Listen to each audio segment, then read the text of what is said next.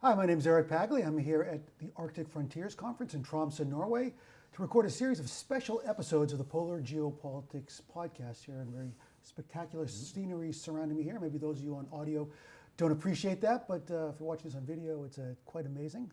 Very happy to be here in Tromsø on this assignment. This year marks the 20th anniversary of Arctic Frontiers, and on this episode, we're going to discuss some of the geopolitical megatrends of the past 2 decades that continue to shape the present and the future of the Arctic. And I've described the two of you as a dream duo. I really do mean that. I'm just really excited to have both of you sitting here together in person to discuss these big picture issues on Arctic geopolitics. We have Dr. Gosia Smieszek-Rice, research fellow specializing in Arctic governance and scientific cooperation at UIT, the Arctic University of Norway. She's also Deputy Secretary of AMAP, the Arctic Monitoring and Assessment Program. And Professor Klaus Dodds, a leading geopolitical analyst specializing in polar affairs and great power competition. He's Professor of Geopolitics and Interim Dean for the Faculty of Science and Technology at Middlesex University. So welcome to both of you. Really great to have you with me here today. Thank you so much. So Klaus, you've recently co-authored a book with Mia Bennett called Unfrozen, The Fight for the Future of the Arctic, published last year by Yale University Press. So here in 2026, is this a future that you could have anticipated back in 2006? And how does this 20-year history help us envision the future of the Arctic over the years and decades ahead? Yeah, that's a really great question, Eric. I mean, I think your framing of 2006 is an important one because a year later, we have a Russian flagpole being gently deposited at the bottom of the Central Arctic Ocean. President Putin comes to the Munich Security Conference, and the tone and tenor of subsequent, what we now subsequently would think of as almost Russian revanchism, for example, I think is starting to be set.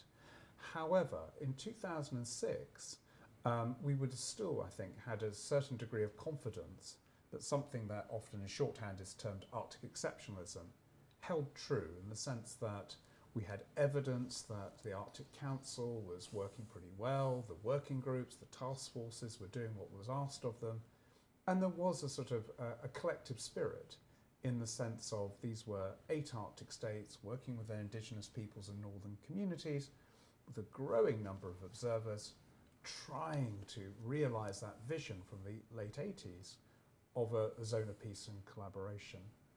In the last 20 years, however, I think that has been undoubtedly pulled apart, and I think the Canadian Prime Minister Mark Carney expressed it quite well recently in Davos when he used the term rupture, and I think that's one of the things we're starting to come to terms with in the Arctic as well.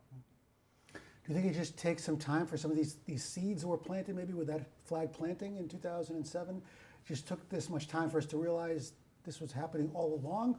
Or is this rupture something much more of a recent phenomenon because of Trump administration, Greenland, the war in Ukraine, and so forth? I think it's partly about the stories we tell about events, circumstances, and personalities. After all, if we were then to go to 2008, we could also look at, for example, what Putin was doing in Georgia. And so you can start to stitch a story of a revanchist state eager to create its own sphere of influence and domination in the former Soviet Union, and where, for example, we start to see pressure ratcheting up against the Baltic states, against the Nordic states. And remember, at this time, President Putin is telling a story that we've been forced into these things because you, NATO, the European Union, have been relentlessly expanding eastwards, and you are the ones who broke the strategic bargain that was negotiated in the 1990s. So I think part of what we've got here is competing stories on the one hand, in terms of how we make sense of the last 20 years. But if you remember, when the flagpole was deposited at the bottom of the Central Arctic Ocean, plenty of international lawyers popped up doing their various podcasts and speeches saying, this doesn't matter, this is not significant, Russia is playing by the rules. So we've had these competing narratives, and I think we're still perhaps struggling to come to terms with what it is that this rupture represents.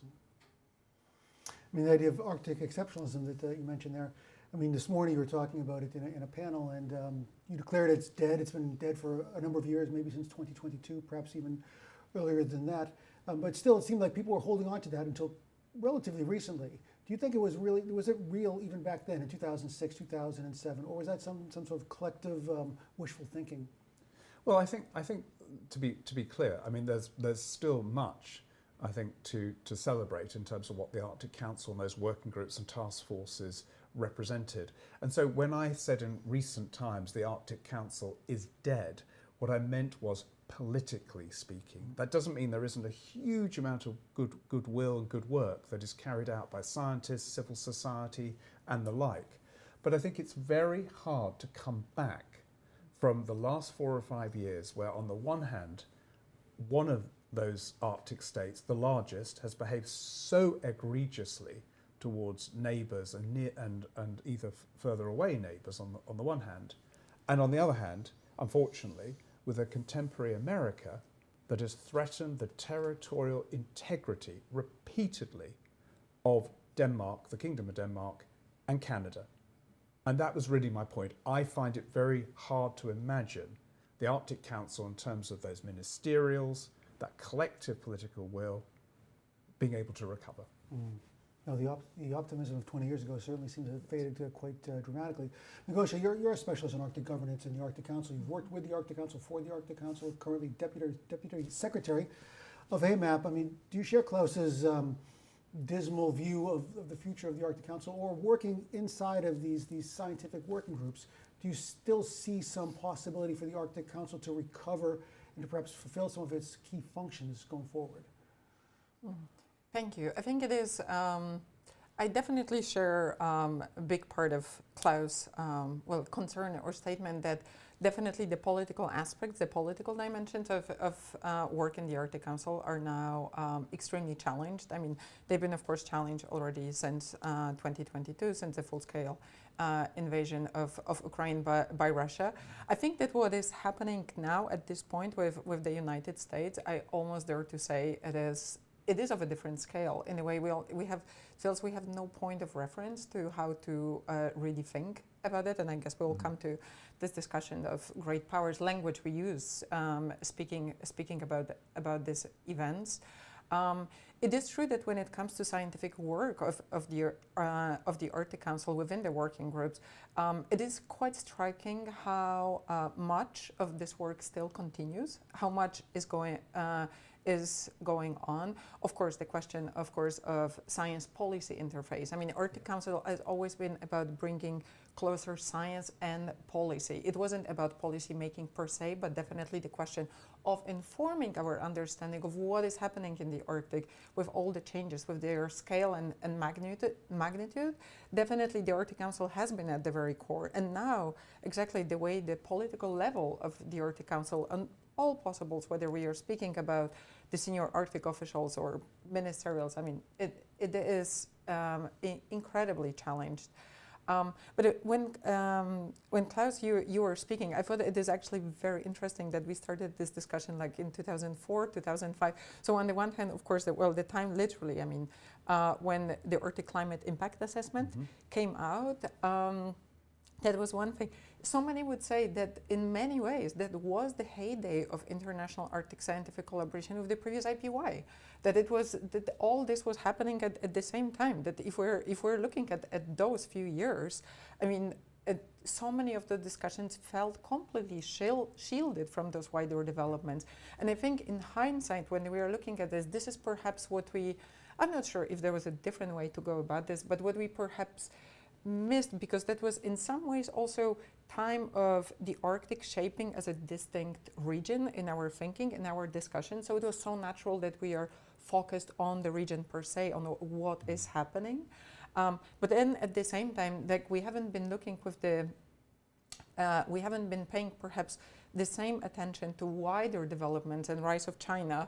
Course, over the last decades would be another thing. So yes, we had certain dialogues, certain forms of speaking, like Klaus mentioned, the language even that Vladimir Putin used at that time. I think it played well in the Arctic context, and we sort of were shielded. We were just not paying attention how exactly those other developments that are coming in a sense, well, not fruition would be a very bad word to use here, but in the sense that we see today on full display, they probably have seeds already back then. It's just, it is all of a sudden, it feels in the Arctic we are confronted with them firsthand much more than we were even 10 years ago. Now, what's happening inside of the scientific working groups at this point? I mean, now with the Danish chairmanship, perhaps that's also been maybe a challenge considering everything happening inside of the Kingdom of Denmark. Are the working groups still kind of carrying the weight of the Arctic Council and keeping it moving forward? It's I would say very much so. So this is happening in terms of definitely the reports that AMAP, which is only one of 6 working groups of the Arctic Council, is producing. I can say that from our experience, for instance, because of course questions oftentimes arise when it comes to participation and engagement of Russian scientists. When it comes to Russia's behavior engagement in the work of the Arctic Council, it is very constructive, which is really great to observe, that we all still have all states coming together. And of course, we are already some minutes into this discussion, but of course, I don't think we can go much further without mentioning Arctic indigenous peoples, permanent participants within the Arctic Council being at the table, being part of this whole setting. This whole setup in a way, especially when it comes to scientific work, still continues also in the other working groups. The challenge, of course, being now how best bring this information to decision makers and how to draw attention to what is happening, moving beyond the headlines that, of course, we can now see all over the world when it comes to the Arctic. That's a challenge that we all face now. I mean, Klaus, earlier today in your panel, we're talking about other forms of Arctic governance, perhaps, that could be considered, maybe not to replace the Arctic Council, but as a complement. And you mentioned a sort of a Hanseatic League-based conglomeration of countries in Northern Europe and perhaps Canada. Perhaps tell a bit about what ideas could help maybe bring a wider view of Arctic governance beyond the Arctic Council. Yeah, I mean, I think the tough reality is that we do have a sort of very fractured Arctic geopolitically.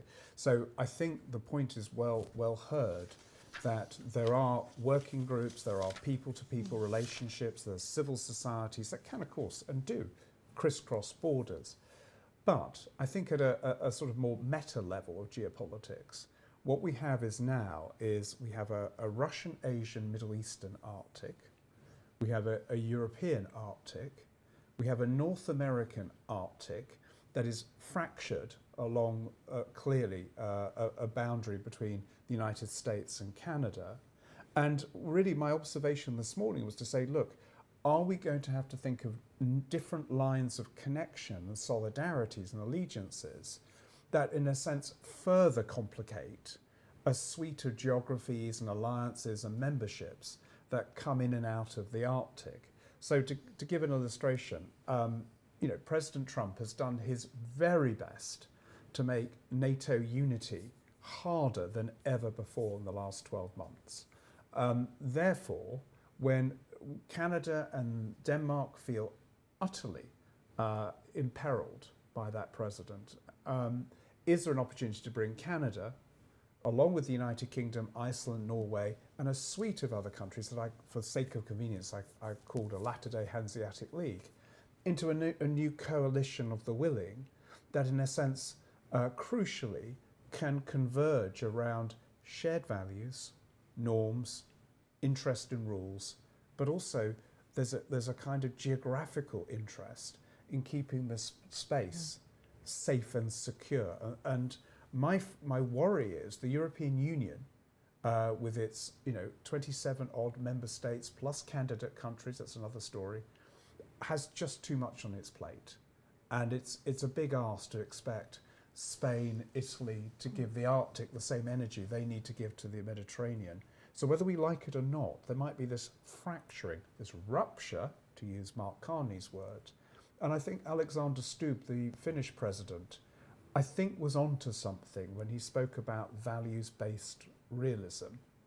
we need to have a really, if you'll forgive the pun, a cold, hard look at what it is that binds us together, what it is that we find unacceptable, and what are those red lines, but also more positively, who are those countries and communities that we can trust and do business with one another. And otherwise, and I think this was well put in the panel as well, what we'll find is Europe just in the crosshairs of China, Russia, the United States. And in geopolitical terms, we call that a crush zone.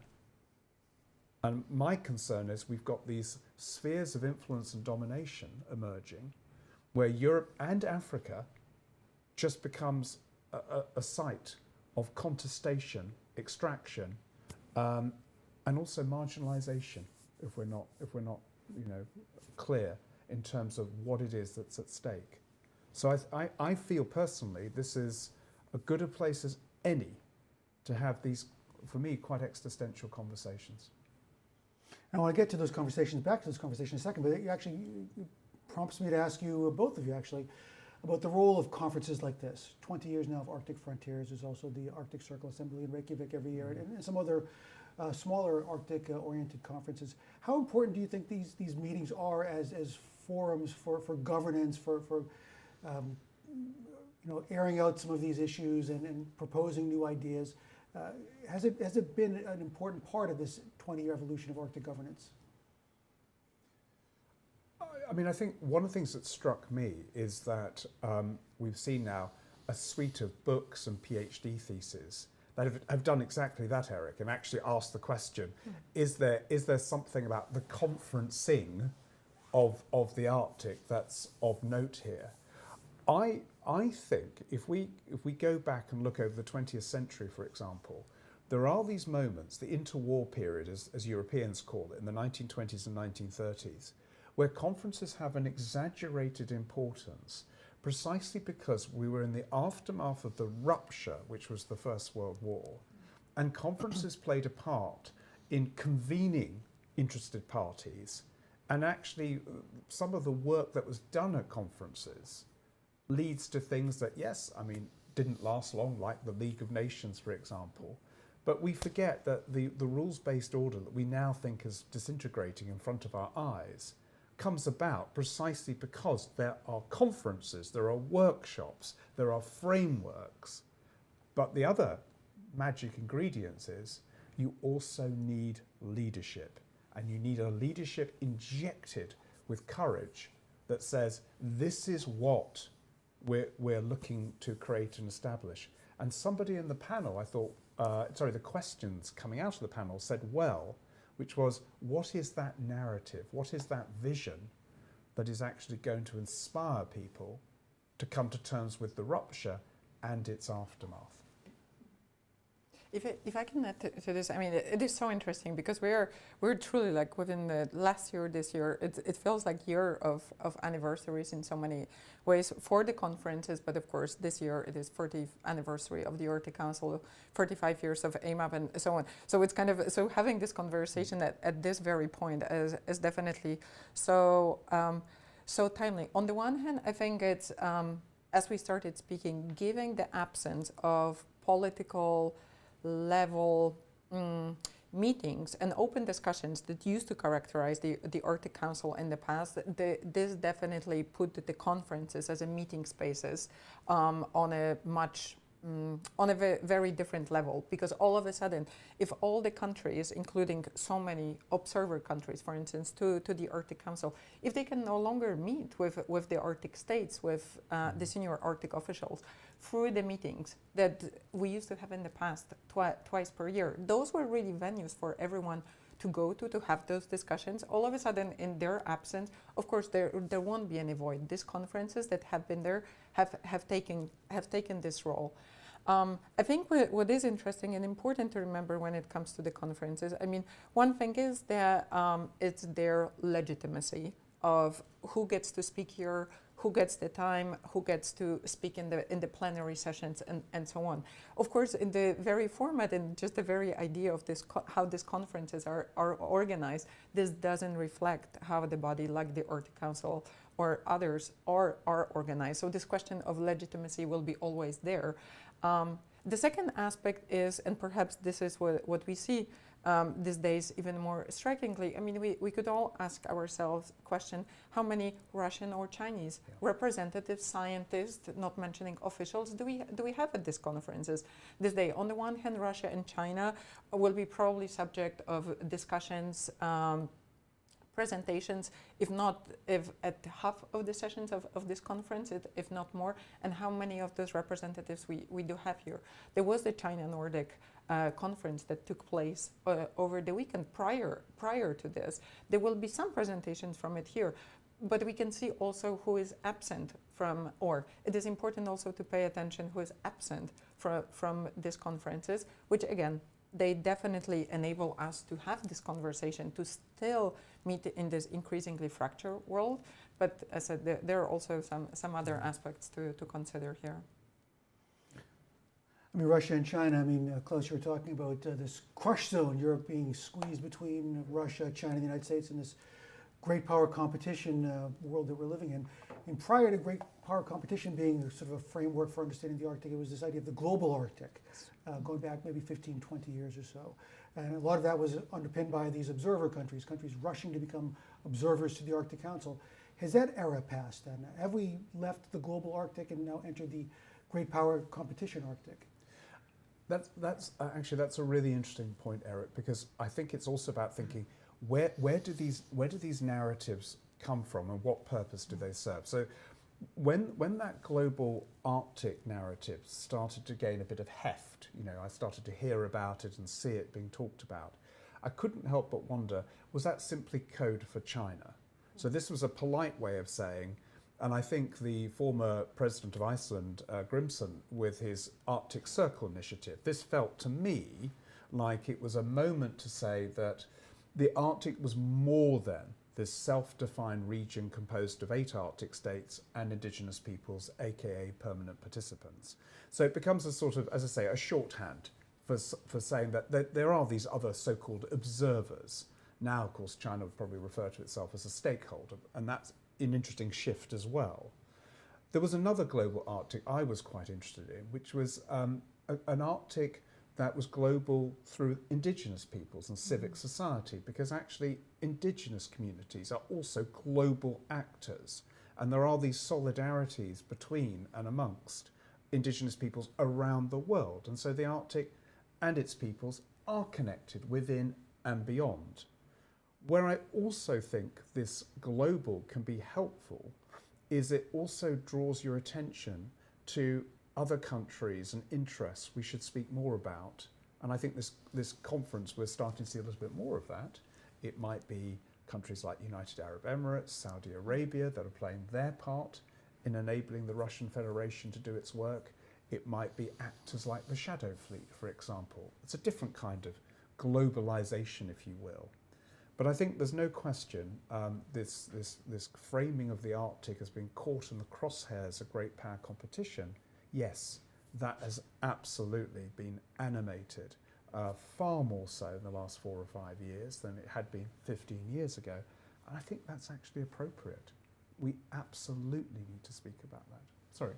No, it is actually, it is to add to this because I fully agree with all the dimensions, perhaps, of the term of global Arctic, but I couldn't help but think that perhaps another understanding of the term global Arctic, which is not going away, no matter what is going to happen with the international order and so on, it is and it actually came from the Arctic Climate Impact Assessment. I mean, I remember when we had the anniversary discussion for the SEA, there was a question, what was perhaps the most important message that the SEA carried to decision makers, and it was actually bringing understanding of the role that Arctic plays in the global climate system.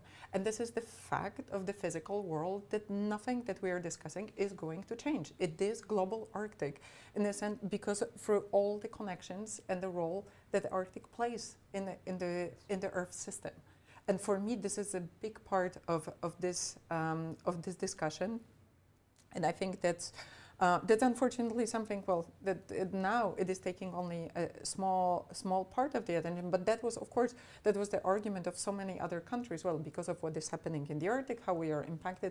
We have stakes, we have interest, we want to develop a closer relationship with the Arctic. So I think to put this perhaps onto very physical world that we all live in, I think this is where global Arctic is.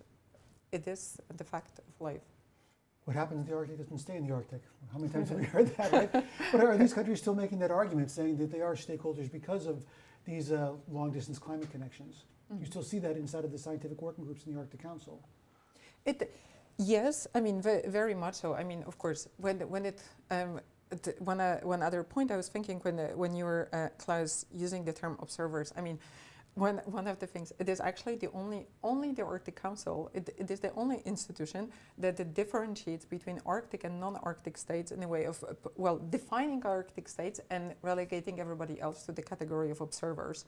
So it is truly the only institution that does it. If we look at other forms, International Arctic Science Committee and so on, no, there are just states invested in Arctic research, conducting scientific research in the Arctic. So it is kind of, I think it is interesting what the role of this particular institution, which in many other ways was just so to say, well, the regional expression of the international order that we've had for 7 decades, 7 decades. It was just it's post-Cold War expression on a regional scale, which started very small, and I think it is interesting. It would be interesting, of course, discussion. I don't think anyone in 1996, would have this vision to see, kind of to foresee, to forecast like what we are discussing here today. But this is also to say the Arctic Council is really the line it draws between Arctic and non-Arctic states. It is not given. It is something that the Arctic Council helped to sustain. And I think it is interesting how the language around that other countries adopt is shifting and evolving. And can I just add to that? I think you actually prompted me to think about that. In 1996, when the Ottawa Convention is signed and sealed and delivered, and that hard distinction is made between Arctic and non-Arctic, I would have loved to have been there at the signing, and with the benefit of hindsight, admittedly, and said, do you think China, India, Singapore, South Korea will become observers at some point in the years ahead? And I think that was one of the reasons why that hard distinction was able to take the shape that it did. Because in the end, all the focus was on getting the United States and Russia to play nicely with one another in the immediate aftermath of a Cold War, where clearly the Arctic had been ground zero for much of that confrontation. And at the same time, if we cast our minds back in 1996, it was quite a cosy little group of observers, who'd been following along with the Finnish initiative a few years earlier, like the United Kingdom, France, and a few others. It looked like this was a regional, circumpolar set of arrangements that everybody could rub along with one another, not least because countries like Britain, for example, had a long-standing interest in Arctic science. So I think what you see is there's a periodization you can do if you wish from 96 to the current day, but in the end you're seeing in real time an Arctic getting framed and reframed depending on where it begins and ends, who are the key stakeholders, what are the issues you want to foreground. My only observation is the one thing that's remained constant in so many ways is northern communities have not gone anywhere. If anything, the worry now is actually in some of those parts of the Arctic, they're depopulating. And that is becoming a real challenge, whether it's in Norway here, whether it's in Russia, of course, noticeably elsewhere. And one of the governance innovations that the Arctic Council has been credited with by you, Klaus, and others, is this idea of the permanent participants, giving indigenous peoples organizations a strong voice inside of this interstate forum. Are they, Gosia, you work with the Arctic Council Secretariat, you live here in Tromsø. Is there concern that the Arctic Council won't be restored to its former influence and that leaving the indigenous peoples organizations with less of a voice in governance because of that. I mean, of course, I should note here that this is the question that best permanent participants should answer themselves, as on all matters related to Arctic indigenous peoples. I think this concern is very real, and I think it is actually, so Eric, you referred that I've been involved to the Arctic Council in various capacities over time, and actually my work, well, in the early days with the Arctic Council, that was actually the second U.S. chairmanship at that time. I was with the Arctic Council as observer with the International Arctic Science Committee. So it was really fascinating going to the working group meetings, to the expert group meetings. At that time we had task forces. I'm not sure if you remember 10 years ago, task forces was the biggest discussion in town, and everyone was asking what is going to do if the Arctic Council. It feels like really, in a sense, sweet days today. That was really our perhaps main concern. But of course, those were ministerial meetings, senior Arctic official meetings that were drawing hundreds of people attending. And what was so interesting, observers, people coming oftentimes from ministries of foreign affairs would be absolutely amazed coming and seeing the setup of the table, especially during the ministerial meeting, when you have representatives of 8 Arctic states, country chairing the council, of course, at the table, and then you have 4 states, representatives of indigenous peoples around the table, and 4 states, and everyone coming from experience from other international organizations also would be absolutely amazed and in awe that this is truly how discussions in the Arctic Council look like. That for the Arctic indigenous peoples, for permanent participants, that was the meeting space with officials who, again, 30 years ago, those weren't ministers of foreign affairs who were coming to the ministerial meetings of the Arctic Council. But of course, over the years, that was another development trend that we've seen, of course, higher and higher ranks of Arctic officials coming to those events. So there's been this meeting space, and there's been this platform given to Arctic indigenous peoples. And yes, it is extremely challenging at this point. I want to say, both through Norwegian chairship, now also for Kingdom of Denmark's chairship, we see a very strong commitment to keep this particular aspect of the Arctic Council, the voice given to Arctic indigenous peoples, intact. And everyone is committed to this. And I was thinking, if we're discussing value-based realism, like really having cold, hard discussion, what is exceptional? I mean, exceptionalism, Arctic exceptionalism perhaps is something, maybe this is over, but I think some of the things that we worked out in the Arctic, including voice given to Arctic indigenous peoples, their place at the table is one of those. The science or the knowledge-based decision-making, I would say, is another thing. Because it is not to say that our actions have been aligned with what we know, but I think this commitment to, rather than completely disintegrating scientific enterprise, but rather investing in it and supporting robust scientific research, taking knowledge-based decision-making as one of the cores that we want to continue with. I hope this is something we can take, whether we conclude that Arctic exceptionalism is over or not, but I think these two are the values that I hope we continue preserving. Can I pick up on something? Because actually you got me thinking as you were speaking. One of the reasons why I thought the permanent participant categorization was so important back in 1996, I was reflecting on it, was not only was it the right thing to do for indigenous communities in the Arctic that have borne the brunt of either extractive imperialism that the United Kingdom and others were engaged with, or settler colonialism, depending on where you looked. So I thought it was the right thing to do in terms of that acknowledgement. And yes, we can talk about how that played out over the last X number of years.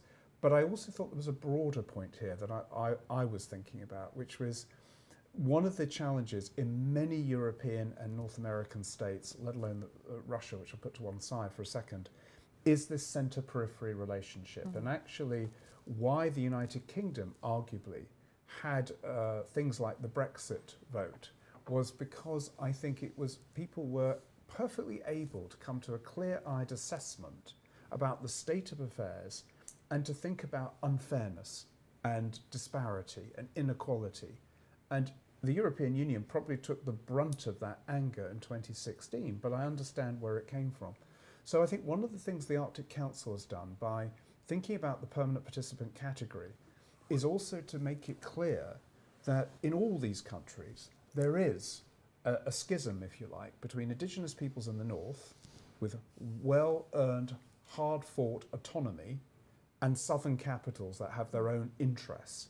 And I think one of the things that indigenous peoples and northern communities are constantly alive to is battle against peripheralization, is actually making sure that these communities and their interests matter in their own right. That's a broader European story. And actually, one of the things we can learn from these organizations, particularly like the Arctic Council, is you give recognition. That's hugely important in its own right, rather than pretending that you've got 8 Arctic states and somehow magically it all comes together. So it's actually, there's something I think to admire about that and to reflect on that, because everything we say about the Arctic and peoples in here and elsewhere, I could tell a similar story in the United Kingdom about how many people in Scotland, southwest England, Northern Ireland feel peripheralized by London. The geographical context differs, but some of those factors that can then be exploited by nefarious third parties who wish us harm through aggressive disinformation, violent populism, you can see why actually you can come to a place like Tromsø and really reflect on not only the Arctic, but actually beyond the Arctic. And if I can just add to it, I just very much hope, and I think it is actually upon so many of us, that exactly this aspect we are discussing, but also the place of the role of Arctic indigenous peoples, that this is something we will not lose in discussion, in conversations, increasingly framed, or pretty much at this point exclusively framed in terms of great power competition. Yes. Because I think, well, now we start drawing parallels with other periods in history. And I mean, of course, we can be speaking about time between the First and Second World War. Many others are actually looking at perhaps what we are seeing now, because it is not it is only in some ways the useful parallel to the Cold War, because of course then we had the dynamic of 2 superpowers. Now we are moving to, let's say, to the play of free states, which is fundamentally different. So some others are looking perhaps, well, are we looking at the period which in European history would be the end of 19th century, the start of 20th century, where we truly had more great powers, increasingly coming to the clashes. I mean, how this ended, I mean, that was the end of that world order that characterized 19th century. But my point is that as we are increasingly having these discussions, using those terms of great powers, thinking how to come to terms with all of this, that all of a sudden we are looking at the United States, who, through its actions toward Greenland, I mean, now we are basically saying, all right, so on the side of China, we are speaking about Taiwan, Russia and Ukraine, and all of a sudden, well, from United States, well, might makes right. Let's have this discussion about Greenland. How in these conversations remember and preserve the role carved out, but with so much effort, energy from their side for Arctic indigenous peoples, also northern residents. I think that's something huge, and I think this is actually something that we all can play a part in. I want to get to the situation in Greenland in a moment. I don't want to dwell on that too much because it's another hour. But Greenland has been one of the motivations for Trump has been China as a sort of an intruder into the Western Hemisphere through the Arctic, through Greenland. There's been countless articles and dissertations and hand-wringing about China in the Arctic, but in 2026, how is China looked upon in the Arctic today? Is it looked upon mostly as a partner, as one of the 3 prongs of great power competition? Is it seen as an intruder? What is the general consensus, if you can even call it a consensus, about China in the Arctic today? I thought in the panel discussion this morning there was a point well made by one of the panelists, which is the Arctic is important, but it's not necessarily the most important thing for President Xi in Beijing at this moment in time. And that struck me as it's a straightforward statement, but I think unquestionably that's the right one, which is there is a danger because we're here at Arctic Frontiers, we're reflecting on all things Arctic. We come away with a sense in which the Arctic must be a pressing priority for China. China, is a large, complex civilizational power that has lots of competing interests. I think for China, it's mission accomplished in the sense that China has shifted from being an observer that was admitted into something called the Arctic Council in 2013 to something that they describe themselves as a near Arctic state a few years later, and have now settled on the idea of being a legitimate stakeholder. And I think that's about right. China is a party to the Central Arctic Ocean Commercial Fisheries Agreement alongside others, including the European Union, for example. China has an interest, as we've discussed many times, in various formats around shipping.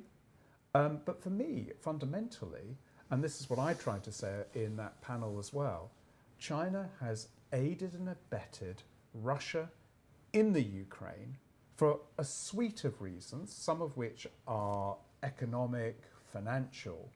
But from my point of view, what I think comes out of Ukraine is, in essence, all three countries have got Europe where they want it, which is that we have now Mark Carney, the Canadian Prime Minister, the British Prime Minister Keir Starmer, going to China and saying, you're the reliable partner now. We want to do business with you. Okay, tick.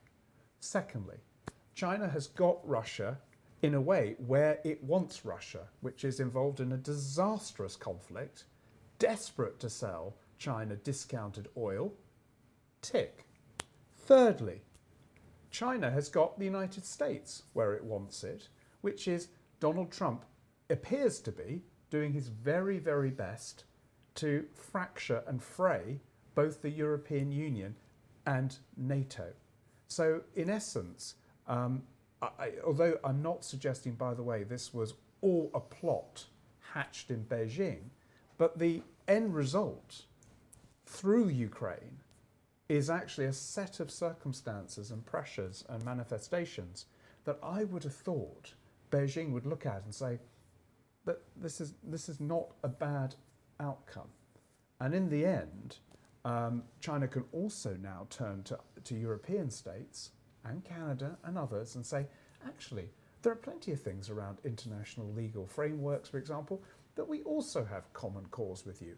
It's Russia and the United States are the ones you can't trust. I think to add to this, it was exactly the point about the recent visit by Mark Carney and Keir Starmer. Exactly this question, all of a sudden, that it is China that is a reliable partner. I think I'm not sure there is just one way of looking at China in the world or in the Arctic specifically. I think it so much depends on the situations. I mean, I think it is interesting to note that the perception of China, not only in the Arctic globally, but also within societies, have changed very much over the last 10 or 15 years. So I think, well, it is now, the most recent surveys, I think they were showing that actually, if we look, for instance, at France and Germany, 3/4 of the population look at China suspiciously as the power that is challenging the global order. I think if we were looking, there are probably not many areas where we have today bipartisan consensus in the United States, but viewing China as an ultimate threat is one of those areas. So I think that's kind of this perception of China in societies at large has definitely changed, and the more views it as the, well, challenger, enemy, however one wants to phrase it, definitely some form of threat. On the other hand, when we're looking at so many other aspects, I mean, whether it's a green transition, green technologies, for instance, commitment to climate action on the side of China, continued investment in science. I think this is actually behavior that many would say, well, this is actually what we would like to see from so many other partners. It's kind of, well, China is not backing out of those commitments, and again, so much of the very situation we are seeing now, when one could argue, is of this administration, of this U.S. administration. It's kind of United States removing itself from the system that it created to its own benefit. I mean, China hasn't been actively reshaping or challenging the system. China has been actually, saying, it follows the international law. It would definitely subscribe to the rule-based order. Whether to what extent it would follow it and so on is perhaps slightly different matter. What hasn't been in favor of China is that the whole post-Second World War order was very much centered around the U.S. institutions. That was a place that all of a sudden today where we see China was not given the place of the superpower at this table, at the center of those institutions. But China instead, rather than demolishing this system, it started proposing alternatives. I mean, on the one hand, we had World Trade Organization, but China proposed, we can have banks, investment banks, that would be serving countries more aligned with our principles. All to say, I think the image of China as a threat is definitely something that we see much more today, wherever we look. And discussions in the Arctic well reflect of those when it comes, again, scientific investments, climate action, green technologies. I think that's something that many would argue is a positive development. Where does it leave us at this point? That's perhaps a different question. But I don't know whether we'll have time to go there, but I think what is truly interesting is Arctic, in many ways, Arctic governance has been reflective of the bigger picture of the world order, if one wishes. And I think, and I would be curious, Klaus, to hear what you think about it. It seems we're starting to see, the decline of the U.S. hegemony. And I don't know if it's a nascent form, embryonic form of the multipolar world order. And I think, how we come to terms with it and what it means for the Arctic governance as we are sitting here at this conference, which is just starting, I think that's part of discussion to have.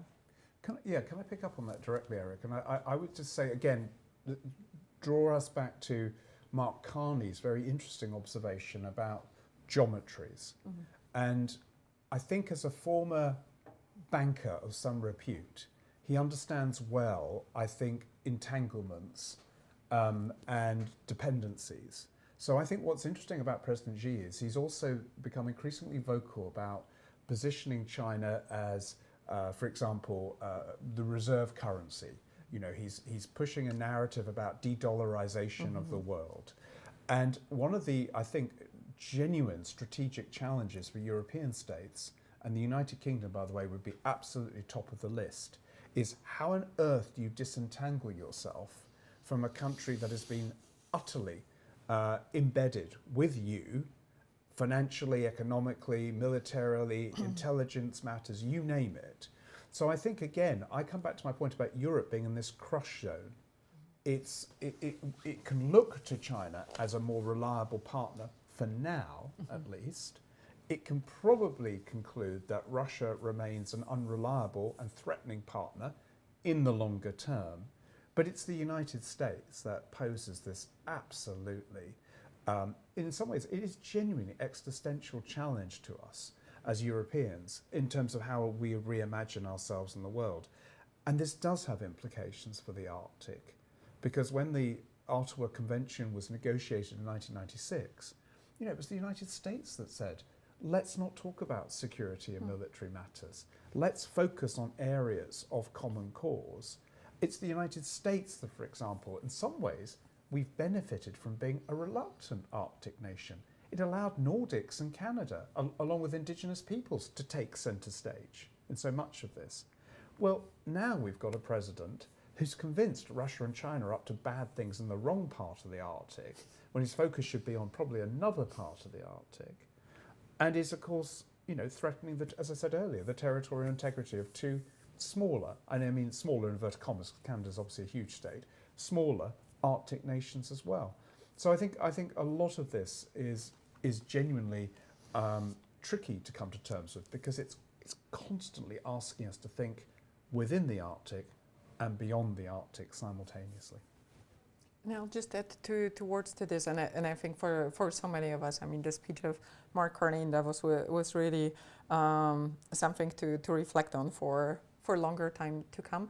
I think there is also a question, I mean, he mentioned this, I mean, no, the system that we had in place, it isn't that it always worked very well, or, well, it was coming with privileges for some and less of privileges for others, but what that system had, I would argue, it was a certain degree of predictability. And I think now it feels like this predictability is pretty much removed from the picture. It's kind of uncertainty that we are facing.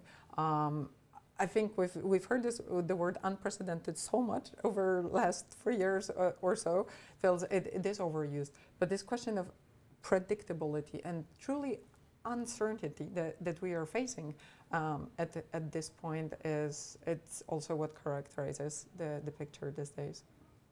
I mean, Greenland's been kind of on the periphery of this conversation so far, but maybe we can just spend a couple of minutes just talking about that crisis in and of itself and how disruptive this has been for the Arctic, the Arctic geopolitics, governance, and to the international system itself. Do you see this as a sort of a structural, leading to some sort of structural changes in Arctic governance, or is this a passing crisis that maybe will have some acceptable resolution that will be forgotten in a couple of years? I don't think this is a passing crisis. I don't think this is something that can be forgotten about. As I said before, you can't spend 12 months tweeting, messaging, to the wider world about you are going to acquire Greenland in one way or another and think, no, that won't do damage. Whatever happens, whatever the outcome, and this would be true more tragically in the case of Ukraine, but it'd certainly be true in Greenland, which thank God hasn't attracted the same level of violence and destruction, is you've now got a trust deficit that you're not going to restore readily. And indeed, I mean, it does make me think back to the extraordinary election of Barack Obama and the heavy lifting Obama had to do, if you remember, in the immediate aftermath of some of the chaos that came out of the war on terror and the sense in which, for example, the United States had played its part in misleading its own citizens as well as others about the necessity for the invasion of Iraq, an extraordinary rendition. So Obama has to leverage every ounce of personal and collective soft power the United States has. And then, of course, we have a financial crisis, which ended, which made the job even more complex. I think Greenland is a microcosm of something that was coming regardless, which was that carefully tethered sense of a common Arctic with shared interests was fracturing anyway. Greenland just made it manifest. And the point being is that hitherto we could point to Russia and say, you're the bad party, you're the one who's doing all the damage. Now, of course, we've offered Russia and others a gift, which is to say, no, it's President Trump who's the personal flashpoint in all of this. And I think, unfortunately, all of this has been compounded still further with references to Iceland that may or may not have been accidental amongst some of the people associated with that administration, which leads smaller states again to think, who's next? It's almost like, that sort of great Cold War analogy of the domino effect, first Greenland, then Iceland, then whatever. So I think whatever happens, we've got an Arctic governance that's going to look and feel a great deal harder now. This point about predictability, yes, it does sound like a sort of first world European privilege we're talking about, but nonetheless, we are looking at persistent unpredictability going forward. And again, I think we've made reference to this, but I personally would never tire saying this. I worry that indigenous and northern communities will yet again find themselves being sidelined, marginalised, trumped in inverted commas because all the focus now will be, yet again, national security, resource security, battling against great power opportunism.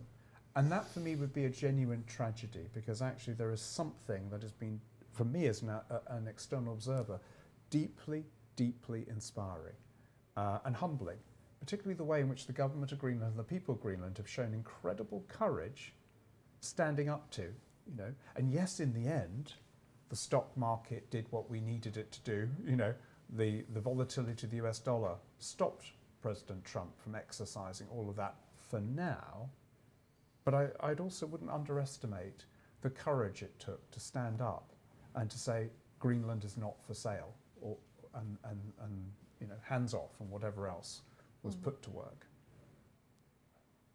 I very much agree with Klaus that I think as much as maybe we wished, I think that what happened, especially over the course of last month with Greenland, is not going to pass. It is not going to. There is no return to the discussion, or for lack of better word, business as usual. I mean, please correct me if I'm wrong, but I think it's been in the course of last month that I think for the first time in over a century, Canadian forces reviewed the scenario of invasion from the United States in response to what was happening. I mean, it is, I think, something that we just wouldn't think of, well, a few years back. I mean, it would be unprecedented, exactly. So I think like this situation, it is not something that is going to go away. Like Klaus said, the question of entanglement is huge, and perhaps starting again from Canada, I mean, the question of how incredibly tight are economic relations between Canada and the United States. There is no quick, easy fix to this. On the European side, I mean, of course, that's a discussion that we've been having forever when it comes to European defense, right? So it's, yes, I mean, maybe European Union has a role to play. Who all of a sudden would be thinking that some might be reviving the idea of Western European Union as perhaps some form of defense system that we would be needing here. So I think this is something, well, that European countries definitely have heard loud and clear. How we are going to go about this is, of course, still to be seen, because for money reasons. I mean, trade is just one aspect, but I think the whole financial system, military security, the systems have been so closely that this is not something we can just change overnight. And I think, that your point about the interdependence, which is another word, I mean, that would have been seen as relatively benign interdependence. Now it's being weaponized. That's what it feels like as Europeans. It's being weaponized against us. And I think it's a tragic situation, really, when we're talking about trade bazookas, for example, in terms of what can the European Union pull. And inevitably, that sort of, it's collateral damage as much as anything. So it may not be directed at the Arctic per se, but there's always this fear that actually all of this plays again into making those Arctic economies and societies, again, collateral damage. We know in the past what trade bans in the European Union did, the damage it did to Greenland, for example, and Canada in various products. Well, just scale that up. And it comes at a moment when, a lot of indigenous communities, certainly not all, particularly in Russia's case, are actually got some autonomy, got some agency, and now yet again it appears to be jeopardized. It's just two words to add here, because I think also if we start a discussion about Arctic being exceptional, or thinking about the unity of the circumpolar north, I think what we see now, for instance, is this discussion that we all of a sudden, who would think that we would bring to Arctic discussions the term of spheres of influence? That all of a sudden United States looking at the spheres of influence in the same way, we thought that this is the language that perhaps that is pertinent to Russia, who would have this argument, of course, to all the former Soviet republics, etc. But we thought that perhaps at least the hope was that Arctic is free from this kind of language, and now it is just it is being thrown into this. But speaking of the language, and I think that it was in the final chapter of your book, Klaus, with Mia. one question, of course, and I couldn't agree more with your comment about northern communities and your fear, concern that perhaps how once again we might see them sidelined. What for me another aspect that I don't want us to forget, and I would like to see as a part of this conversation, it is not only great power competition, but it's also the great melt, which is the expression from your chapter that I wanted to recall. That I think on all of us, the reflection is, well, whether we are seeking parallels to 19th century, whether to great power situation there, now even Cold War. I mean, for the first time, we are finding ourselves in this situation when we know that our actions are actively undermining the physical world that we are all a part of. And it is the reality of climate change, of the great melt in the Arctic, that for me is also part of thinking, how do we respond to this when we are all of a sudden shifting the whole discussion again to great power competition and this conversation. So for me, the term of great melt, if we can have it in line when thinking about what great powers relationships now mean for the Arctic, that's something I would like to see front and center, because no matter what we do, this challenge is not going away. And especially, of course, northern communities and Arctic indigenous peoples being the first ones to be impacted by this. So if great melt can be part of those conversations, I think that would be good. Perhaps we can round things off with perhaps a more optimistic outlook on Please. on coming Please. together. We mentioned the IPY, the previous IPY, in I think it was 2006, 2007. Could the upcoming IPY in 2032-33 be a rallying point that could bring more convergence, coherence, cooperation to the Arctic and Antarctic? Do you see that as a possibility, or is that we've gone too far in the wrong direction at this point? I would say I very much hope so. I mean, a couple of years ago, I co-authored a paper for the European Parliament with Andreas Raspotnik, and we wrote about the EU needed a more strategic approach to Antarctica. And I think we concluded that actually this next International Polar Year should be the focal point. And given the glacial pace and inverted commas of the European Union, it will need a number of years to get its act together. But there was, I think, an opportunity here as Europeans in particular, with our allies and friends, whether that's Canada or anybody else for that matter, to say that there's a values-based approach here that we believe must endure. And given everything you've just said about the melting, if you will, the Arctic, that's not some sort of throwaway term we're talking about here. This is coming to terms with the fact that the Arctic is undergoing profound state change. It is thawing, melting, burning. It's changing at unprecedented rate. And that's something to be deeply, deeply concerned about. So whether we're talking about great spheres or geopolitical dynamics, some of that continues, or all of that, continues, but worse still. So I think there is, I think you're right, Eric, there is an opportunity here to say there's a values-based approach that could be clear-eyed about the tough geopolitical realities we face, but nonetheless say, actually, this part of the world, and I like very much what you said earlier, Gosia, about being tethered and entangled to the rest of the world, and you underestimate that at our collective peril. Perhaps a moment for science diplomacy in 2032. There might be the moment of science diplomacy, and it's very interesting, Eric, that you mentioned the term, because just I was thinking, because you mentioned, well, the first Obama administration, the terms of science diplomacy, which of course we've heard so many times in the context of polar discussions, Arctic discussions, and oftentimes, well, people like to say, well, Antarctic Treaty was the example of this. No one used that term at that time.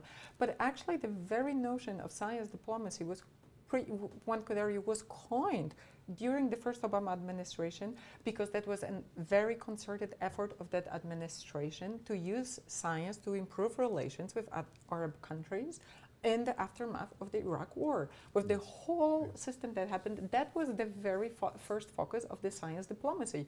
This is where the term came to be, and thinking how scientific cooperation can play this role in improving relationships. I think for when we actually moved to the Arctic context, I need to say, well, first I was very interested in the science diplomacy, and then there was a time when I wasn't so interested of this, because I thought, well, we have all the benefits. I mean, what is there to be said that it is better to be young, healthy, and rich? It is. It felt that science diplomacy, scientific cooperation was just the water we were all swimming. Of course, not without challenges and so on.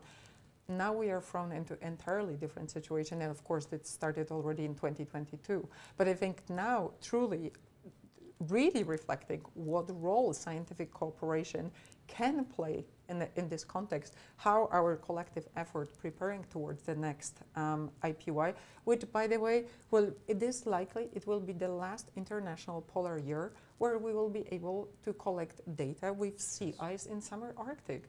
This is upon us, the question of how we will collect this information, how we will capture this moment in the life of the planet, how we will preserve this information. This is all part of this effort. So I do think it is not a wishful thinking. I think this effort, how to best think in how we are planning, preparing for the IPY, whether there are spaces that we can exactly come together around values that we want to pursue here. I do hope that IPY is one of those pathways. We've covered a lot of ground here, and we should wrap things up. But I just want to ask the two of you, as I mentioned, we've talked about a lot of different issues, but is there any emerging trends that you see that might shape the next 20 years that we haven't maybe talked about at this point? Let me offer one, and that's around drone technologies. I think there would be an excellent podcast to be done in the future about where we go with uncrewed drone-based technologies. We've seen, sadly, what that work might look like in the battlefields of Ukraine. It's clearly been hugely significant. Actually, at one level, Ukraine's emerged as a drone-based power. And so in military and security terms, there's a lot Europe will need to learn from Ukraine in a more conflictual sense.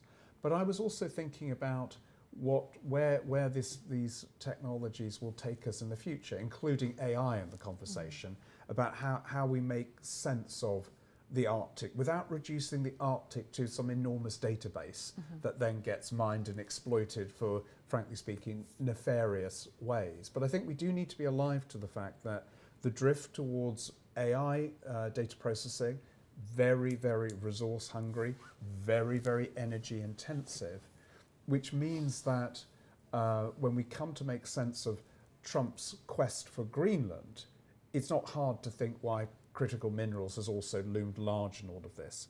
So I think there's something there we'll need to keep our eye on, which is how does that interface between technology, data, energy play out, and what kind of specific Arctic implications and ramifications will it have going forward? Because we can all think of more benign aspects, but we just need to be alive to the less than benign. I think my point was actually very much along the similar lines, perhaps around the question of technologies in more general. I was actually thinking about the use of technologies in scientific research. I mean, the huge development, of course, including also drones that we observe. But I think it's also this reflection of, I think that there is some discussion, but again, if we want to focus our attention on the next IPY or so. The question is that technologies in the Arctic, I mean, on the one hand, we are speaking about such incredibly enormous region. So it is true that it is thanks to technologies that we are able to get a better understanding of what's happening in those changes. Technologies also, once again, circling back, I was wondering whether you would mention it, they can have incredibly empowering aspect for communities. This might be our great chance to put more research into hands of communities, to empower those people. But on the other hand, who gets to decide which technologies are deployed, at what rules, what are we focusing our attention on? I think that's also a risk that comes with money and how we decide to deploy those. So I think just to this part, but also to bring once again communities into picture. Well, I had high expectations for this session. Those have been exceeded. Gosia and Klaus, thank you very much for joining me here for this live on location episode of Polar Geopolitics. Thank you at the so Arctic much. Frontiers Conference at the Sky Bar. Great to see you both in person, actually. Yeah. Thank you so Thank you much. very much. Great. Thanks for again. Really enjoyed it. Thank you. Thank you.